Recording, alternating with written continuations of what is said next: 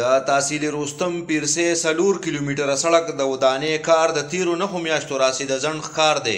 د خراب سړک له وجې په ټریفیکي پیښو کې ډیره اضافه شوې ده او دغه شان ځایولس په تګ راتګ کې د سختو ستونزو سره مخ دي. که یو اړخ ته د هورو دوړو له وجې ځایولس بیماران شوي دي، نو بل خوا د معمولي باران نه وروسته دا سړک د پشکال د ډنډونو په شان ښکاره کیږي چې له وجې یې ځایولس د سکول ماشومان او په خصوصي توګه بیماران د سختو ستونزو سره مخ دي.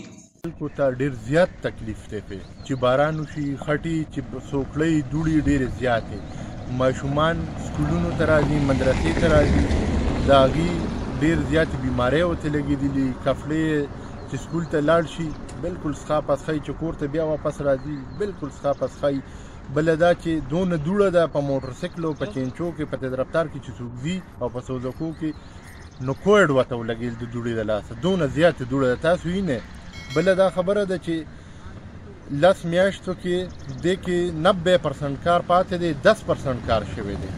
بله دا خبره ده چې په دردنونو کلي کې پاتې راځي. امبولانس اولو د ایمرجنسي راله، امبولانس په 1.5 غنټه کې بادام ته راورسېدو. د څه د لاسه؟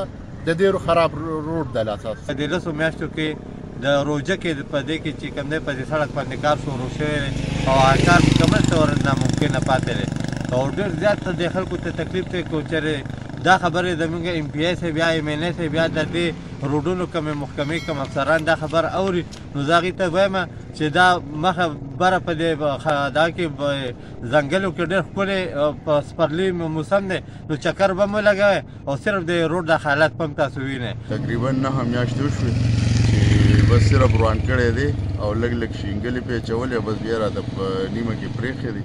تر اوسه پورې په د غاړو د نالۍ هم روانې کړې وې، اوس خو هغه ټیک کړې، خو واپس چې تللی دی نو بیا نه دی راغلی.